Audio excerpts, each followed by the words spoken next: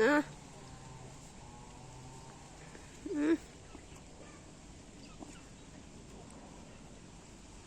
Ngại nhé các bác.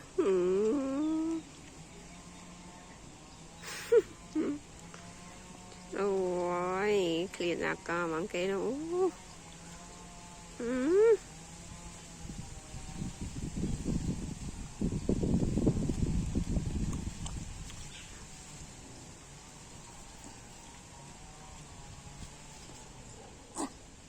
Lụa thôi nhé. Lụa ơi.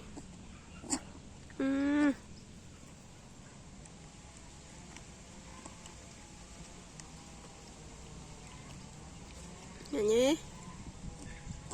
Lụa anh. Chồng lẹ chân, lụa anh nè.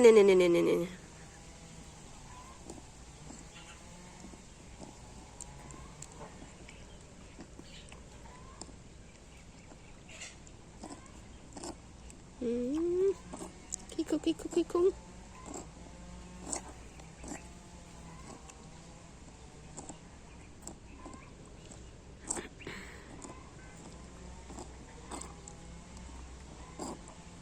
Mẹ cái chân.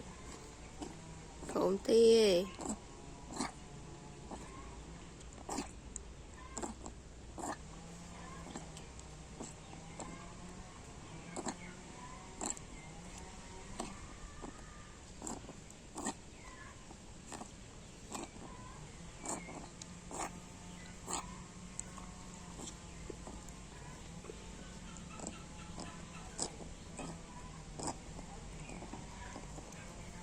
Nè tao hé, mà ồn mẹ tao hé. Ôi, mong coi cho mà tao hé.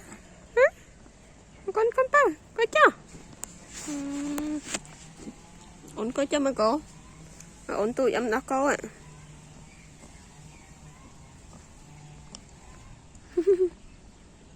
Kìa anh cô, tao vào nha.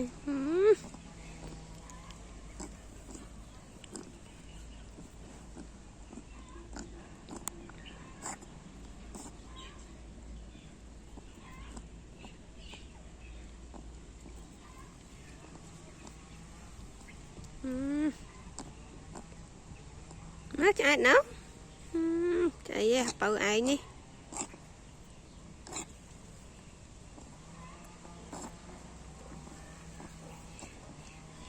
Hai. Anh Ninh. Hai. Miền nè, hai.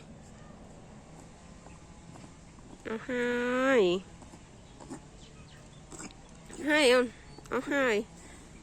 Hai con bon. Con tơ. Quả bồ lịch con tơ. Mà con bay. Con tơ thấy cái bay. Lạ là con tơ.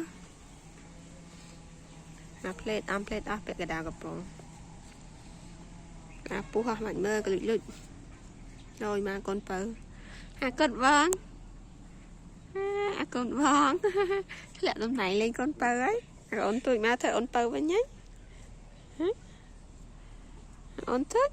Ổn một baby.